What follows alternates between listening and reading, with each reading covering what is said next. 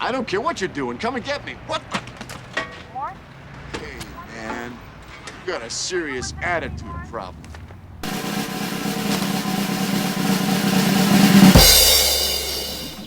Fly and attack at any time.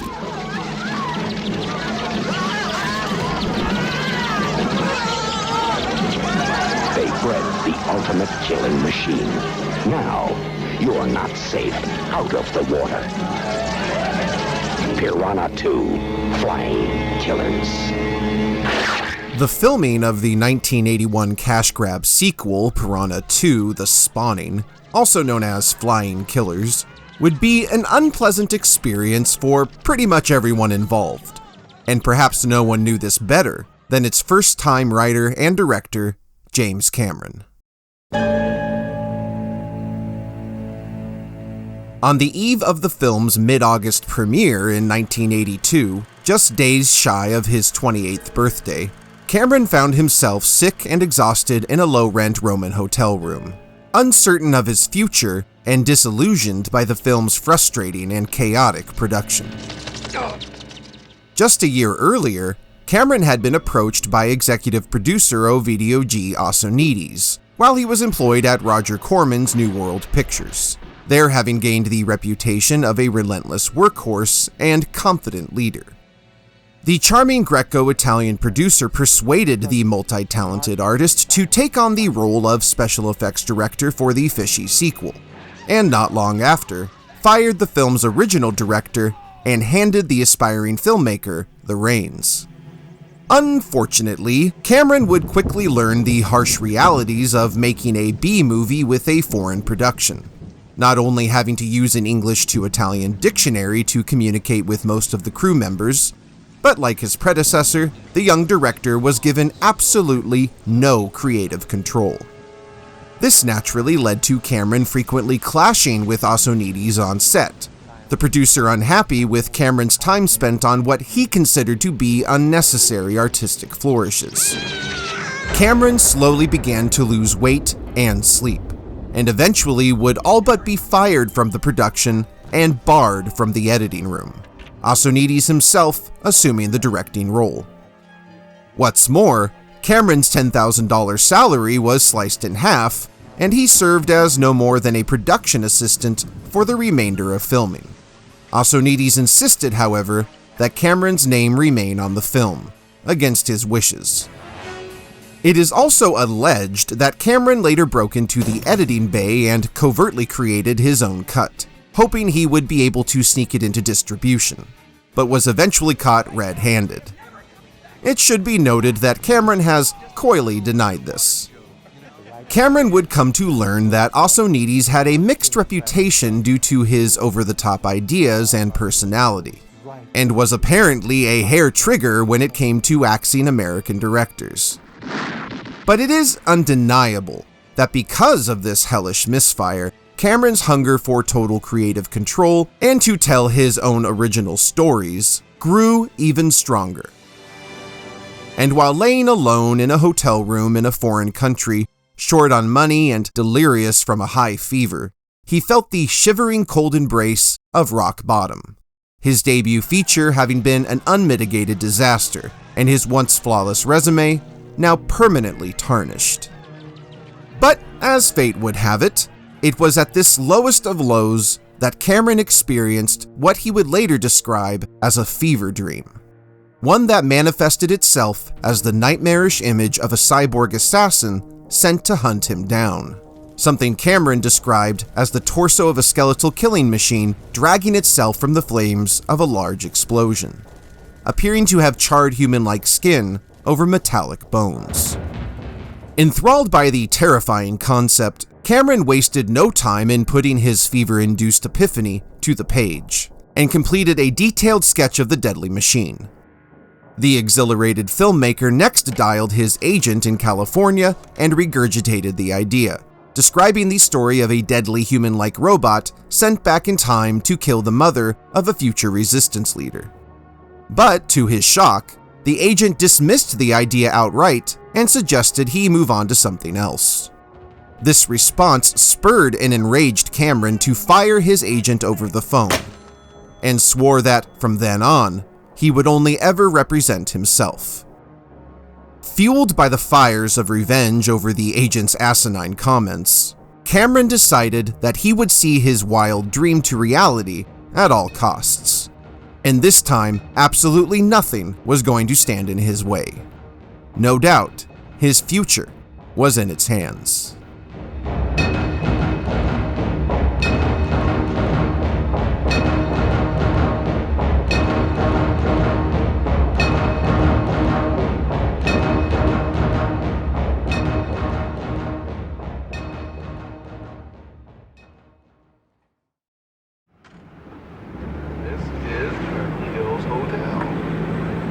Elated by his epiphanic dream, Cameron reached out to his friend and producer Gail Ann Hurd, a founder of Pacific Western Productions and an alumna of New World Pictures.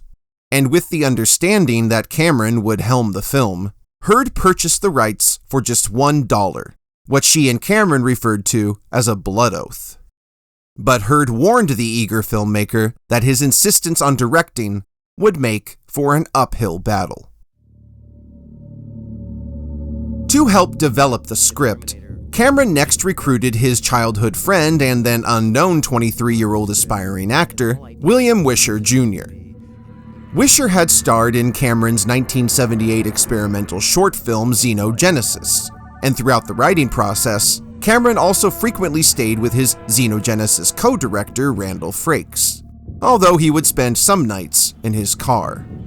Cameron survived off of coupons and ramen noodles and worked with Wisher, who lived a great distance away, via telephone to communicate their ideas in progress, with Wisher primarily contributing dialogue for the police station sequences and Sarah Connor's earlier scenes, while Cameron handled the rest.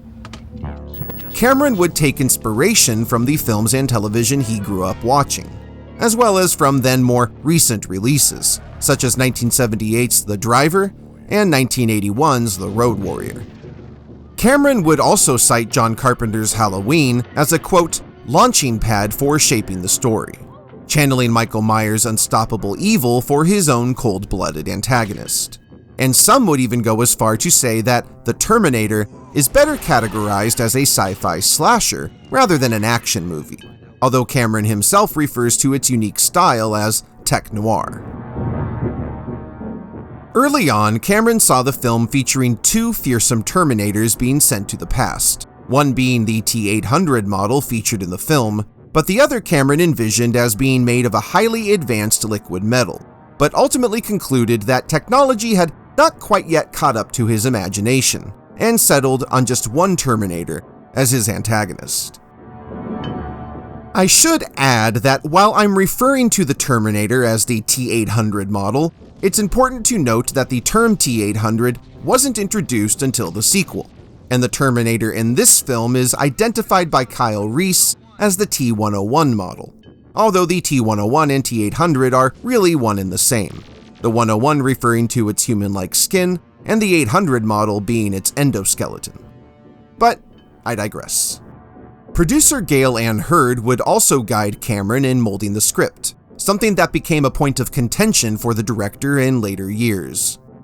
While Hurd would serve in an editorial role and put her name on the script to make it easier to sell, she did no actual writing herself, but would gain an official co-writing credit on the final film, with Bill Wisher left with only an additional dialogue credit. Nevertheless, Cameron and Hurd would form a romance over the course of the film's making, and were married from 1985 to 1989. Cameron would finish a complete draft of the script by 1982, and Hurd wasted no time in shopping it around Hollywood, she and Cameron quickly securing a distribution deal with MGM's Orion Pictures. But the studio would not agree to finance the film due to Cameron's insistence that he direct. And so while Cameron had finally found a company that believed in his vision, he was still left without the major financial backing the production required, and would face further rejection as a result. And so, perhaps it was a miracle when a little-known London-based production company named Hemdale Film Corporation reached out with interest in financing the picture, but demanded that representatives first be flown over to pitch the project in person. Enter Lance Henriksen. Cameron's original vision of the terrifying cyborg of the future was a killer who could easily blend in with everyday people, and up-and-coming actor Lance Henriksen's steely demeanor was just the look the director was searching for, having already worked with the actor on Piranha 2, where Henriksen starred as Police Chief Steve Kimbrough. During Cameron's hunt for an investor, he had created conceptual artwork and storyboards in order to help pitch the film, and famously, even created a mock-up of Henriksen as the T-800. But because he knew his entire future was on the line, and he was, after all, James Cameron, he recruited Henriksen to make one hell of a first impression. Before Cameron properly introduced himself to producers, he arranged for Henriksen to burst into the Hemdale offices and intimidate the staff, the actor dressed in a leather jacket and black boots and wearing gold foil over his teeth, in addition to face makeup. After he startled the lobby, Henriksen calmly walked to a chair and sat down, after which Cameron and Hurd strolled in. This alarming show of confidence, along with Cameron's detailed storyboards and artwork, impressed the producers so much that they agreed to help the driven filmmaker at last give life to his monster. With the commitment of Hemdale executive producers John Daly and Derek Gibson, pre-production was officially set in motion, but with one minor stipulation. Cameron had to cast a named star to headline the film. While actors such as Sylvester Stallone, Harrison Ford, Mel Gibson, and even football star O.J. Simpson were approached about the role, almost none of them were interested in playing a literal machine for a no-name director. And I should add that, according to James Cameron, Simpson was never seriously considered for the role. Regardless, Cameron lobbied all along for Lance Henriksen to embody the Terminator, and over time, the studio actually began to warm to the idea. But everything would change when an Orion executive arranged a lunch meeting for Cameron to meet a potential candidate for his male protagonist, Kyle Reese, a 37-year-old retired bodybuilder named Arnold Schwarzenegger. A former Mr. Universe, the multi-talented Austrian immigrant was best known for playing the titular role in John Milius's Conan the Barbarian, with a sequel looming on the horizon. And the actor wasn't pulling any punches when it came to shaping his career. But Cameron had his mind made up before even meeting the hulking athlete turned actor, and planned to do everything he could to botch the opportunity. But as it turned out, not even Cameron could resist the larger-than-life charms of Schwarzenegger, who won over the standoffish director with ease. And as they discussed the script, it became obvious to Cameron that this unlikely candidate was exactly what his movie needed, a Goliath silhouette like the one in his dream, and came to the realization that the bad guy was the star of his movie. However, Schwarzenegger wasn't exactly keen on the idea of playing an emotionless character with only 16 lines, and his agent even warned that participating in the film could kill his career. In fact, it wasn't until Cameron sent him a sketch of himself as the Terminator that he began to share the young filmmaker's vision, and shortly after, told his reluctant agent that he was in. However, the truth was that Schwarzenegger would remain very hesitant about taking on the part, and often dismissed the project in interviews, interested enough in working with Cameron to commit, but concerned about his career trajectory. Nonetheless, while Schwarzenegger had already conquered the world of bodybuilding, he was still honing his acting skills, in a second language no less, and saw the Terminator as a chance to escape potential typecasting and play a villain in a gritty modern setting. To prepare for the role, Schwarzenegger would train in weapon handling for 3 months ahead of filming, wanting to seem as natural as possible on screen, and regularly practiced weapon stripping and reassembly blindfolded. and would take inspiration for his smooth robotic movements from Yul Brynner's Rogue theme park attraction in 1973's Westworld, and practiced these inhuman traits for countless hours at a shooting range with a variety of firearms.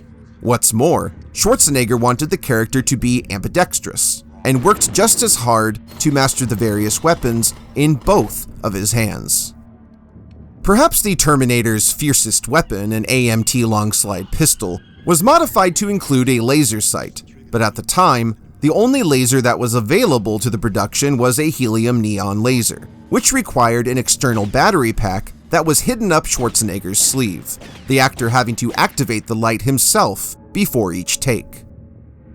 Although the character utters less than 100 words, Schwarzenegger carefully considered every line of dialogue, and one line in particular, "I'll be back," led to the one and only confrontation between Cameron and the star during filming. Schwarzenegger took issue with the use of the contraction "I'll," as opposed to "I will," which he not only had difficulty pronouncing, but also felt sounded less intimidating. Inevitably, Cameron won out, famously telling the actor, "I don't tell you how to act, and you don't tell me how to write." And the rest is history. While the line "I'll be back" has certainly transcended the film, in early drafts of the script, it was written as "I'll come back." On the unlikely casting of Arnold Schwarzenegger, Cameron said the following: "It made no sense whatsoever, but the beauty of movies is that they don't have to be logical. They just have to have plausibility. If there's a visceral cinematic thing happening that the audience likes, they don't care if it goes against what's likely." Cameron now had his headlining star, although he ended up being the villain, and the role of his knight in not-so-shining armor, Kyle Reese, had yet to be cast. Cameron and the producers would pore over a multitude of potential leading men, including but not limited to Matt Dillon, Kurt Russell, Tommy Lee Jones, Scott Glenn, Treat Williams, Michael O'Keefe, Christopher Reeve, Mel Gibson again, Sting, and Bruce Willis. However, it would be up-and-coming actor Michael Biehn's audition that would earn him the starring role. While Biehn was also concerned about how a low-budget sci-fi action movie would look on his resume, Cameron quickly reassured the actor that they were making something new and exciting. Regarding Biehn's casting, producer Gail Ann Hurd stated that he brought a kind of heart and humanity to the character that no one else seemed to capture, and that she felt he would be able to make the audience believe that Reese and Sarah could fall in love in such a short time. And while Orion Pictures more or less allowed Cameron to call the shots, they did offer two notes concerning Kyle Reese. One suggested addition was a robot dog sidekick, which Cameron firmly rejected, and the other was to play up the romance between Kyle and Sarah, to which Cameron agreed. In the script, Sarah Connor is described as being 19 years old and pretty in a, quote, flawed, accessible way. And while actors such as Melissa Sue Anderson, Jessica Harper, Rosanna Arquette, Gina Davis, and Leah Thompson were considered, it was 27-year-old working actor Linda Hamilton who would win the part.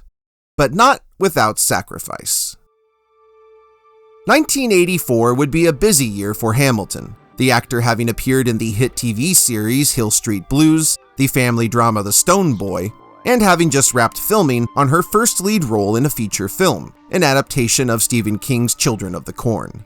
And next set her sights on playing restaurant server turned mother of the future leader of the remnants of mankind, Sarah Connor. Unfortunately, Hamilton would sprain her ankle just 1 week before filming was scheduled to begin, and panicked producers quickly turned to their Plan B star, Canadian actor Lisa Langlois.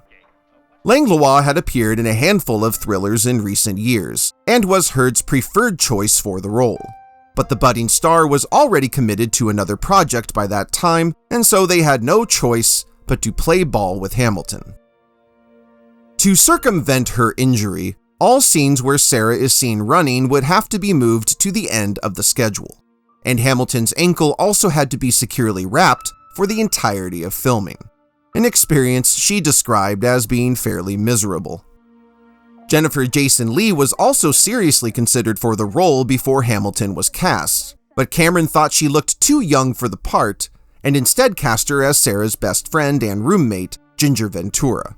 But Lee had to be replaced by actor Bess Mata shortly before filming commenced. Then unknown future star Bill Paxton would win his first of 3 roles in a James Cameron film, here appearing in the very small but highly memorable part of the punk gang leader. And a young Brian Thompson can also be spotted as one of the punkers.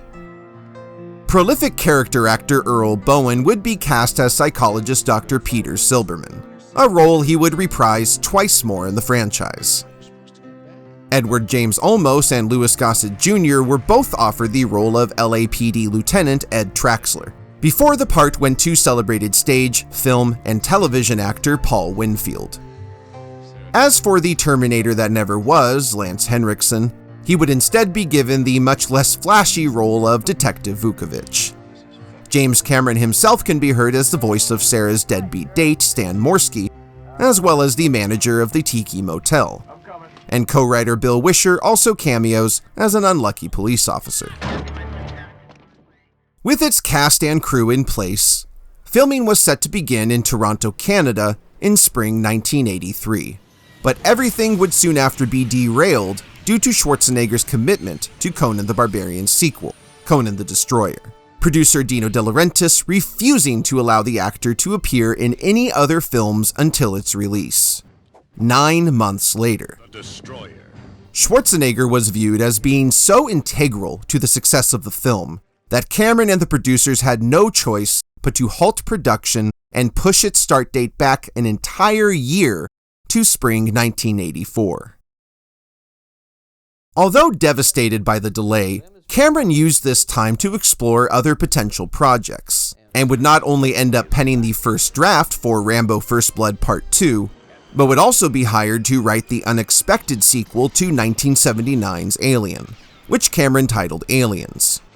But if he also wanted to direct the film, Fox executives stipulated that he would have to first make The Terminator a box office hit. Orion Pictures also held little confidence in the film, viewing it as nothing more than another B-movie cashing in on a popularity uptick for dystopian sci-fi and action cinema, with James Glickenhaus's surprise hit The Exterminator having made a modest splash for Avco Embassy Pictures just a few years earlier. And at the time, the studio was also looking to lean away from genre filmmaking and set its sights on producing prestige cinema, with Milos Forman's future Best Picture winner Amadeus already filming. It appeared that now only James Cameron himself stood between the realization of his nightmare of a bleak future and movie of the week obscurity. Fun fact, the Terminator's iconic sunglasses are Gargoyle's anti-classics, the same model Clint Eastwood adorned just a year earlier in the Dirty Harry sequel Sudden Impact. Principal photography would begin on March 19, 1984, and finish a little over 2 months later on May 28th. Although initially set at $4 million, the producers would bump the film's budget up over $2 million to an estimated $6.4 million, also securing additional investors. And because it was cheaper, filming took place mostly at night in the streets of Los Angeles, meaning that Cameron and his crew were in a never-ending race against the sunrise. Cameron and veteran cinematographer Adam Greenberg would choose to shoot their action sequences using handheld cameras in order to give these scenes a feeling of urgency. And for the car chases, Cameron used several optical tricks to make vehicles appear to be moving faster than they were. This is also the only Terminator film to be shot for a 1:8:1 aspect ratio.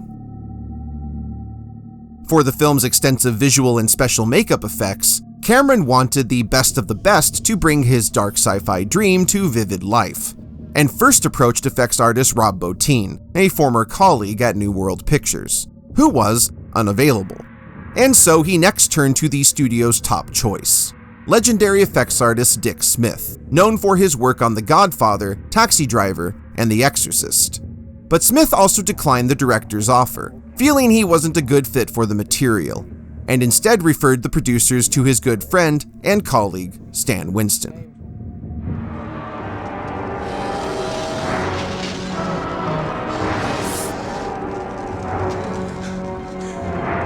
Nothing was more important to Cameron than creating a believable and intimidating Terminator. And Winston and his studio had been on a winning streak in recent years, creating unique characters in films like The Wiz and Heartbeeps. And yes, even doing some work on The Exterminator. Although Cameron and Winston would exchange several conceptual designs, they eventually settled on something remarkably close to Cameron's feverish sketch made in Rome just 2 years earlier. One of the most significant challenges Winston's studio faced was the scene where the T-800 tends to the wounds on his eye and forearm, a segment that required an animatronic double for star Arnold Schwarzenegger from basically the chest up, with a team of 7 artists laboring for 7 months crafting the state-of-the-art puppet. Schwarzenegger himself, of course, would have to withstand the often uncomfortable makeup, the heat from the glowing red eye burning his skin if left on too long. While rumors have persisted that Schwarzenegger also shaved off his own eyebrows for the later part of the film, in reality, the actor maintained his eyebrows throughout shooting. These scenes showing the Terminator Sans eyebrows being accomplished with special makeup prosthetics. However, like with all rumors, there is a kernel of truth here. The actor was extremely nervous about a scene requiring him to be temporarily lit on fire while secured to the hood of a moving vehicle, partly concerned that his brows would be singed from his face in the process, and therefore he had both brows insured in the off chance they were lost and didn't grow back.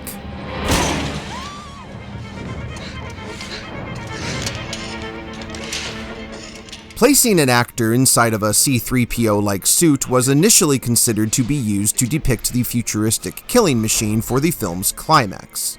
But Cameron knew there was no way he could fool the audience into not knowing there was a person inside of it, and concluded that the only way around this was traditional stop-motion animation. To accomplish these shots, the wizardry of the Burbank-based visual effects company Fantasy II Effects would be employed, then headed by future Oscar winner Gene Warren Jr., and model maker Doug Beswick would be tasked with building a 2-foot-tall scale replica of the Terminator's metallic endoskeleton. It was also imperative to Cameron that the model be able to move exactly like Arnold Schwarzenegger. Its robotic limp, for example, meant to mirror the limp we see Schwarzenegger perform earlier in the film.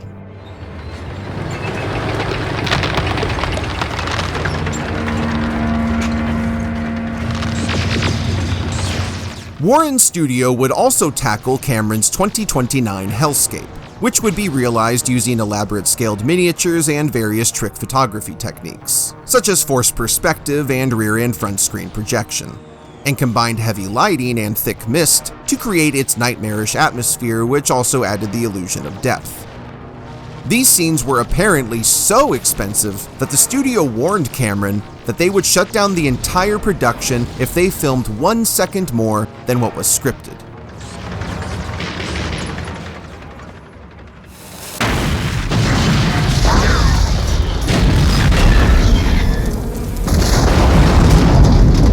Fantasy II's miniature work was also utilized in the film's climactic scene, which sees the Terminator's tanker truck explode into a massive fireball.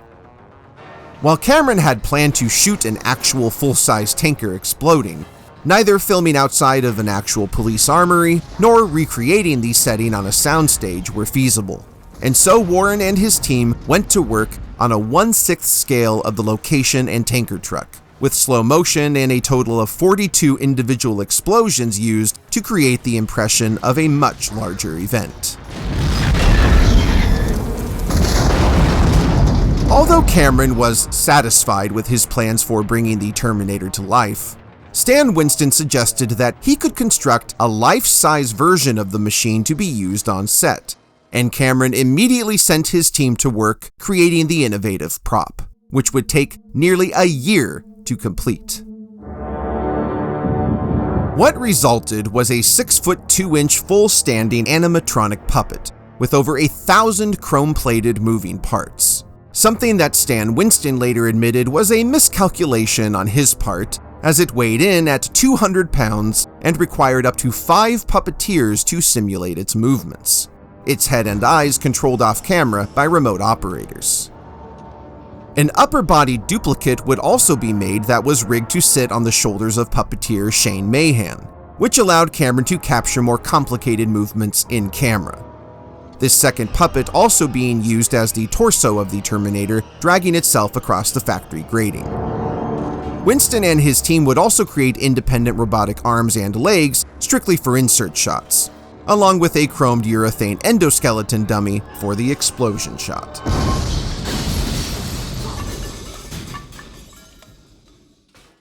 It's a science fiction action thriller set in the present day, but it has a lot of futuristic overtones, and it involves time travel. And there's a tremendous desire for one side to have her removed. So they send back the Terminator to terminate her. She's targeted. And the good guys send back their man, and they can only send one guy. So he's got to go up against the almost impossible odds of trying to stop this machine, which cannot be stopped. Arnold, as Terminator, cannot be stopped. Cameron was said to have been working nearly all day, 7 days a week, throughout the nearly 8-week shoot, often at his own expense, and captured several pickup shots completely on his own, without any permits or crew members present. Arnold Schwarzenegger himself tagged along for a few quick and dirty shots, one of which famously shows the actor smashing through an actual car window, although the car thankfully belonged to the production. The film's final shot, showing Sarah driving off down a desert highway, was also captured on the fly and without permits, doubles being used for both Linda Hamilton and Sarah's dog. Cameron and his small crew even had to lie to a passing police officer and claim that they were making a student film. Run you up from further back. Let's start you back a little more by the burners. Linda, you too, so that Michael can switch over to this position. Okay. Okay? Ooh, Okay, so ankle's it's okay going, then huh? if I just come in? No, the backs of my legs hurt.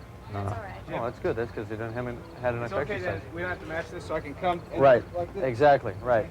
And then Linda, just toss that pipe just down in here, okay? On the ground. Okay, let's see it again. Do it a little faster, too. Terminator's coming. As the $1 million pressure slowly began to weigh on him, Cameron gained the reputation of being a bit of a tyrant when on set. Most notably, although they would later marry, Linda Hamilton and James Cameron did not get along while making The Terminator. According to Hamilton, the director not only talked down to her and treated his actors like props, but knowingly put her and her co-stars in dangerous situations. Famously, Hamilton finally laid into Cameron within earshot of cast and crew, telling him, "If you want to see a human being on that screen, you better start treating me like a human being." Cameron would also butt heads with Hemdale and Orion executives over the film's ending, the producers wanting the story to conclude just after the tanker explosion, which would mean dropping the entire factory climax featuring the fleshless T-800, as well as Sarah's epilogue. When confronted with these demands, Cameron stood his ground, telling the producers in no uncertain terms, quote, "Fuck you, the film isn't over yet."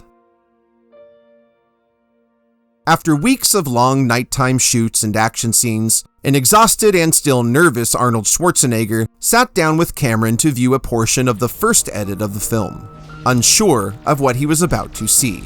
And after only 20 minutes, the actor at last fully understood his director's dream, and began to suspect that this little B movie might be a lot bigger than anyone could have imagined.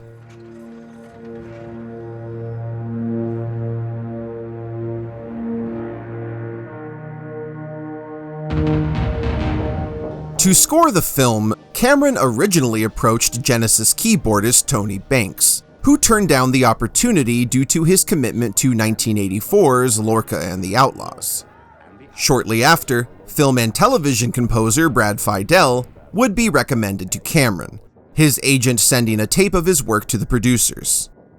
While Gale Ann Hurd was nervous about Fiedel's lack of experience in major feature films, Fiedel himself was likewise unenthused about doing what was pitched to him as a low-budget action movie. But after speaking with Cameron and seeing a rough cut of the film, the experimental composer saw an opportunity to create something truly unique for a talented filmmaker, and agreed to join the production.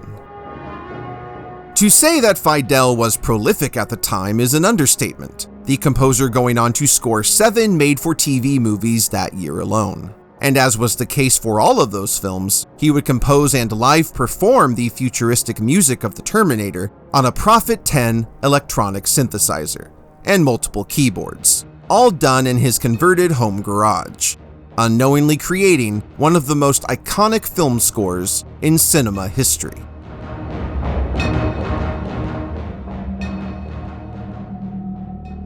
Fidel's percussive music is surprisingly moody and haunting for what was anticipated to be just another B-movie, and no doubt elevates the film overall, providing it an ominous tone while adding weight to the story.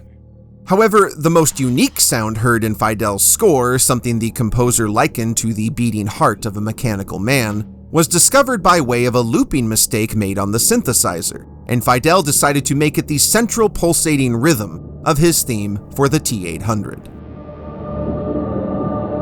The film's official soundtrack would hit record stores that same year and received near unanimous praise. Originally distributed by Enigma Records, the LP contained both Brad Fidel's complete score and technopop and hard rock music featured in the film, and the album would see several iterations in the years that followed, including a 2016 remaster from Milan Records. Unlike his experience with Piranha 2, Cameron would work very closely with Hollywood editor Mark Goldblatt to discover his film.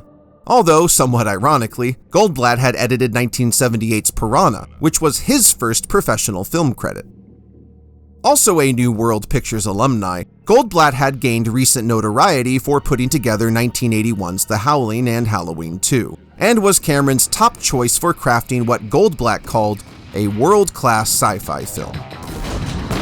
Goldblatt would employ several tricks of the trade to further intensify Cameron's footage, for example adding a single white frame at the moment of explosions and gunfire, and would work to maintain a lean and mean pace for the film, and at 1 hour and 47 minutes, The Terminator is still the shortest entry in the franchise to date. Cameron would also have the foresight to film certain shots in both slow motion and at standard speed so that he and Goldblatt could manipulate the footage in the editing. Goldblatt later stated that there is no better example of this than the confrontation at the dance club, where the tension is dialed up to 11 as our 3 separate storylines collide. The audience watching a bomb about to go off.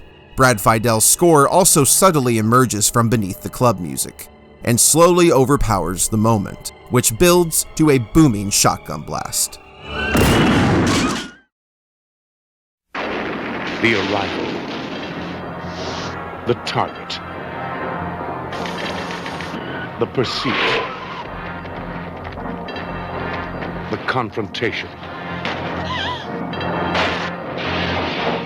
The Terminator. Arnold Schwarzenegger is the Terminator. Rated R.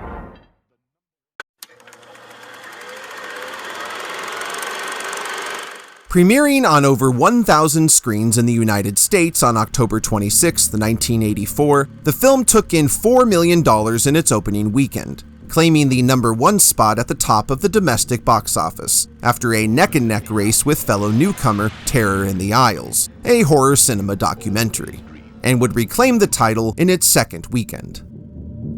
Despite its out-of-the-gate success, however, Orion Pictures executives were still concerned about its long-term prospects, and decided to halt all advertisements for the film, feeling it wasn't worth the expense and felt that if the film was truly as good as Cameron said it was, word of mouth would suffice. Unsurprisingly, this move infuriated Cameron, and damaged his professional relationship with the studio thereafter. Orion was, in fact, so nervous about having a potential bomb on their hands that they initially refused to screen the film for critics in advance.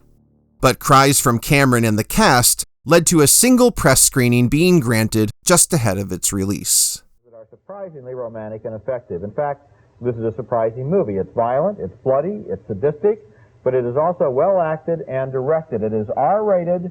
Don't go unless you like strong action pictures, but I must say, I did like it. Yeah, I was rooting for it. I mean, I thought, everyone's talking about it. When I saw it a little bit late, and I was not impressed. I don't know why, other than to say that the action seemed to be pretty much routine. There was a lot Reviews, while leaning positive, were decidedly mixed. Those who favored the film complimenting its sure-handed direction and writing, taut pacing and neo-noir tone, as well as Schwarzenegger's chilly performance and Stan Winston in Fantasy II's inventive special effects. And Time magazine would also include The Terminator on its coveted annual 10 Best list. Of all people, however, beloved Russian auteur filmmaker Andrei Tarkovsky heralded the film as pushing the medium of cinema forward. On the other hand, Tarkovsky also criticized its excessive violence and felt the film suffered from its B-movie qualities. And others complained about what they considered to be uninspired and repetitive action sequences. In some extreme cases, it was accused of being downright lurid and even fascistic. What perhaps surprised James Cameron the most was that audiences appeared to receive the film as an action movie rather than the sci-fi horror he had set out to make, and later stated that he felt the film transformed throughout its making due to the involvement of Arnold Schwarzenegger, who he said brought a distinct larger-than-life feel to the tone that did not exist on the page. After accumulating a domestic total of $38.3 million, the film would go on to rake in a worldwide total of $78.3 million on its $6.4 million budget, making The Terminator an undeniable hit for Orion and Hemdale, and would go on to become an all-out pop cultural phenomenon.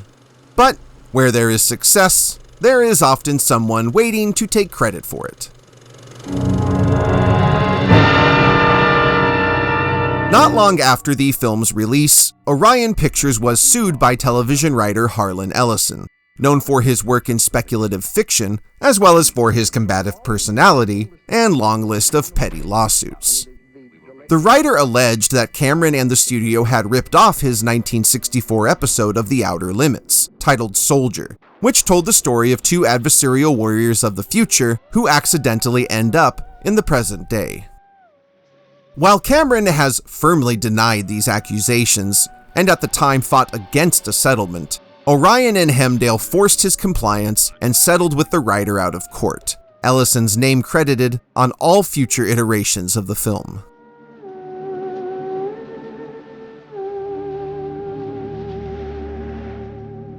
As was common at the time, a novelization of the film would be commissioned, but oddly in the case of The Terminator, two novelizations would be published in 1985, one from British author Sean Hudson, and the other from American writers Bill Wisher and Randall Frakes.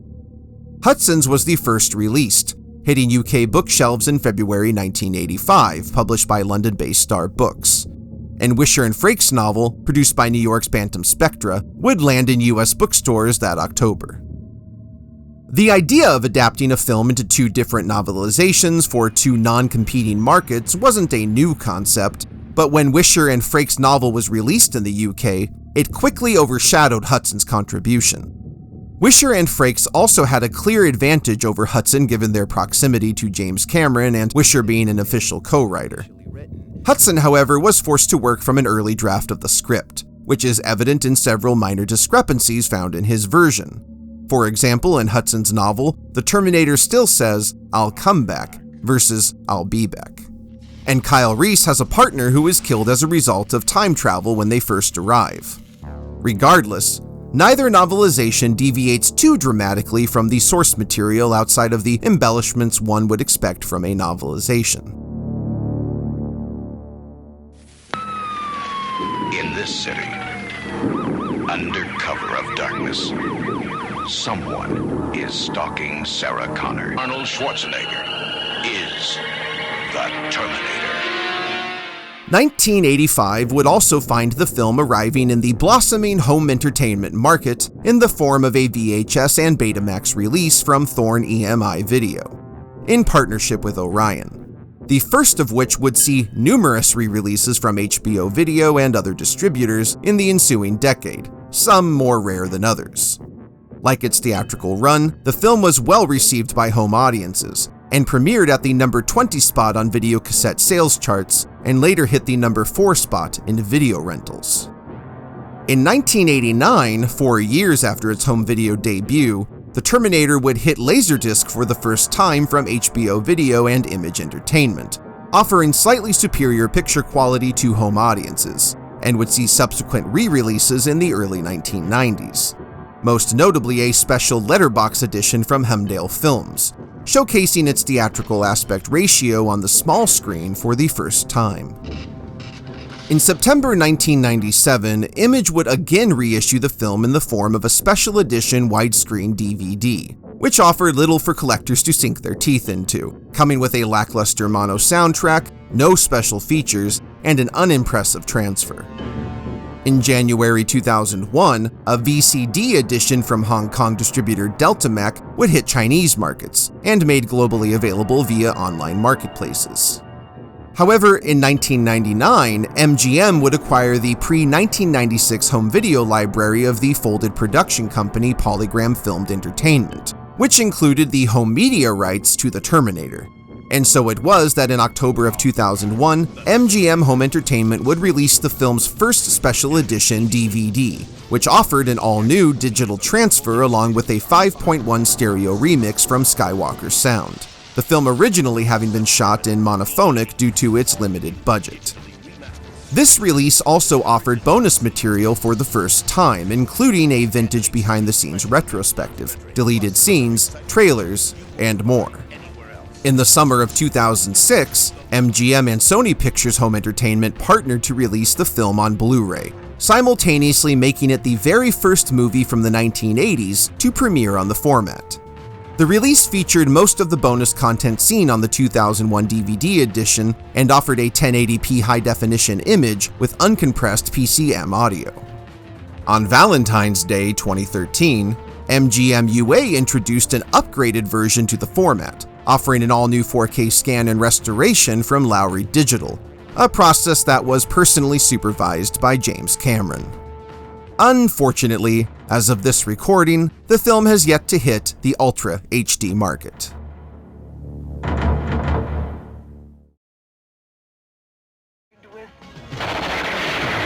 It can't be reasoned with. It doesn't feel pity or remorse or fear. And it absolutely will not stop. While it was not a box office disappointment, The Terminator's reputation would only continue to grow throughout the late 1980s, no doubt thanks to its home video presence. But it would go on to find life in other mediums as well. Television premiere. The Terminator is not a man to be reasoned with. The film would make its network television premiere on NBC in 1987, with a total of 7 censored minutes edited out, primarily more intense moments of violence and the sex scene, along with any profanity being poorly dubbed over. 4 additional minutes would also have to be compressed for time. The film has since seen several different TV incarnations the world over. Parental discretion is advised. The Terminator would also see 3 successful comic book adaptations not long after its release. From 1988 to 1990, Now Comics published a 17-issue series of the same name, written by Fred Schiller and Ron Fortier, that told a number of stories featuring new characters battling the machines and Skynet in the year 2031. Now would publish a follow-up series in 1990, again from writer Ron Fortier and art by Alex Ross, titled Terminator: The Burning Earth, which chronicled John Connor's rise to leadership. In August 1990, less than a year before Terminator 2's release, DC's Dark Horse Comics premiered an all-new series also titled The Terminator. Written by John Arcudi and illustrated by Chris Warner and Paul Guinan, the story follows the much more linear plot of a small group of soldiers who find their way back to present-day Los Angeles to stop the creation of the machines, but are unexpectedly intercepted by 3 fearsome Terminators.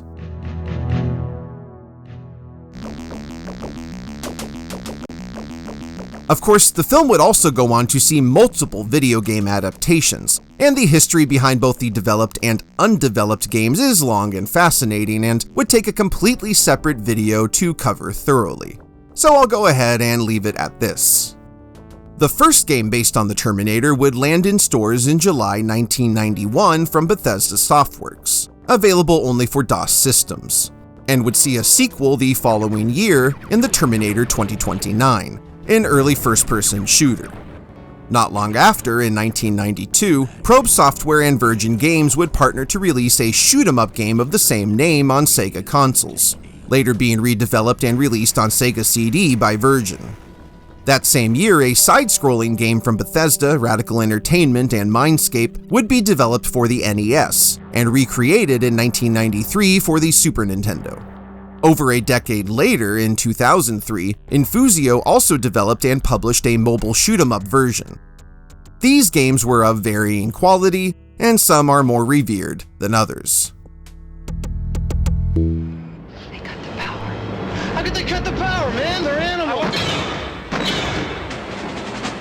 There's movement all over the place. 5 meters, man. 4.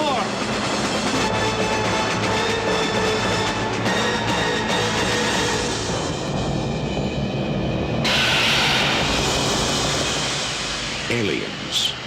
This time, it's war. James Cameron would, of course, get the directing job on Aliens, and is now considered one of cinema's most cutting-edge directors, known for his very expensive but very profitable filmography. While in its day the Terminator may have felt more on the level of a tentpole studio release, as decades of sequels have passed, the film has certainly grown smaller with perspective, even quaint in a way, which has lent it a kind of charm that seems to be missing in the many retreads that followed. And although Terminator 2 is often considered by many to be the superior film, given its broader scope and boundary-pushing visual effects, the raw simplicity of James Cameron's first original film cannot be discounted.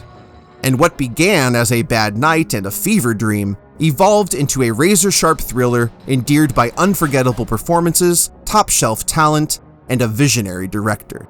A dark horse 80s classic that inadvertently ushered in a new future for cinema. You're a terminated fucker. So tell me what you think of 1984's The Terminator. Where does it rank for you in the franchise, and who would you cast as the villainous T-800 if it were remade today? And as always, everyone, thank you so much for watching. If you like this video, go ahead and click like below and feel free to share. And don't forget to find me on Patreon at /Leighton Eversole. And of course, if you want to see more videos just like this one, go ahead and click subscribe.